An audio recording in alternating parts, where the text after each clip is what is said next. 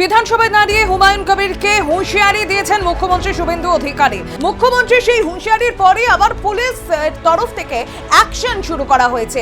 গ্রেফতার করা হয়েছে রেজিনগরে হুমায়ুন কবিরের সভার 3 জন আয়োজককে। সোমবার রাতে এই 3 আয়োজককে গ্রেফতার করা হয় পুলিশের তরফ থেকে।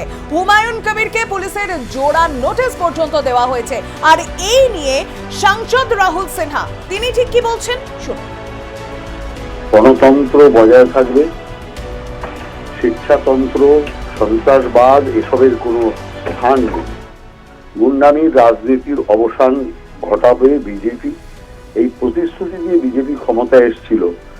বিজেপির প্রতিশ্রুতি যে সাদামাটা প্রতিশ্রুতি নয়, এই ঘটনাই তার প্রমাণ। অতএব মুখ্যমন্ত্রী বলার 24 ঘন্টার মধ্যেই অ্যাকশন শুরু হয়ে গেছে। তার কারণ আমরা সন্ত্রাসবাদকে, মস্তানিজমকে পুরোপুরি বাংলা থেকে নিশ্চিহ্ন করার জন্য বদ্ধপরিকর, আর সেটা আমরা করেই ছাড়ব।